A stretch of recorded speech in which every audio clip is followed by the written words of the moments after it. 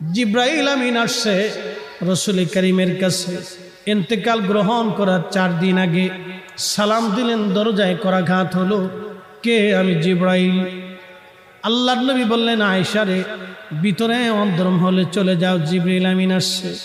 মদিনাতে যদি কোনোদিন যান, বাবে জিব্রাইল সেই দরজাটা এখনো আছে, যেই দরজা দিয়ে নবীর কাছে জিব্রাইল আমিন আসছে 22,000 বার। দাহিয়াতুল কালবির সুরত নিয়ে নবীজির কাছে আসতেন। হযরত জিব্রাইল আমিন এসে সালাম দিয়ে বসে গেলেন। মানবের বেশে জিব্রাইল বসে গেলেন।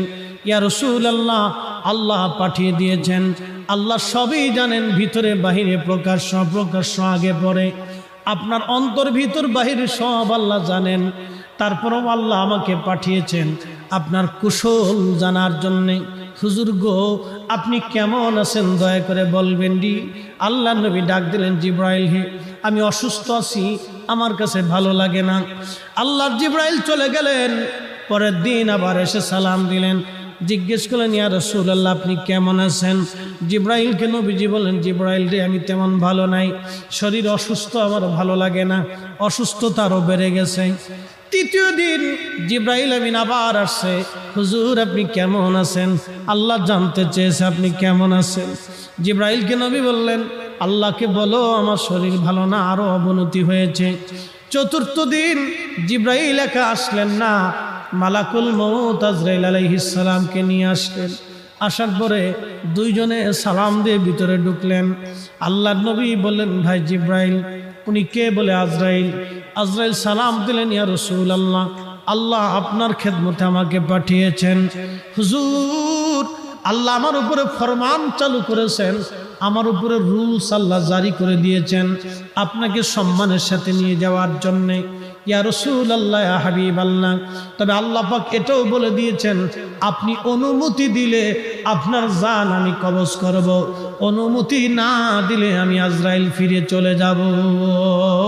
আপনার যতদিন মন চায় ততদিন আপনি দুনিয়ার মধ্যে আপনি উম্মতের মাঝে আপনি থাকবেন। একবার আওয়াজ তুলে বলা যাবে কি আল্লাহু আকবার?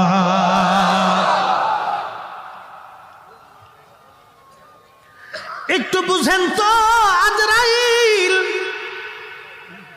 নবীর দরবারে বললেন, হুজুর আপনি অনুমতি দিলে আমি জান কবজ করব, অনুমতি যদি না দেন আমি ফিরে চলে যাব। আপনার যতদিন মন চায় আপনি ততদিন বেঁচে থাকবেন।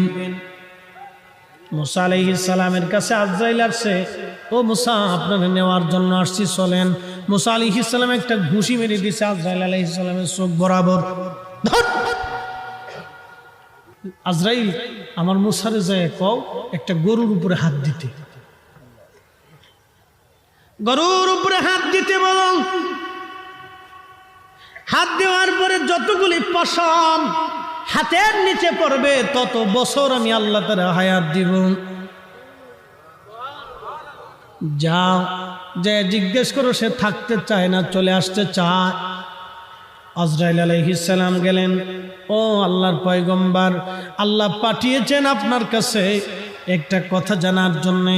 আপনি একটা গরুর উপরে হাত দিবেন, হাত দেওয়ার পরে আপনার হাতের নিচে যত পশম পড়বে তত পশম পরিমাণ হায়াত, তত বছর আল্লাহ আপনার হায়াত দিবে। মুসা নবী বলেন, আজরাইল তারপরে কি হবে?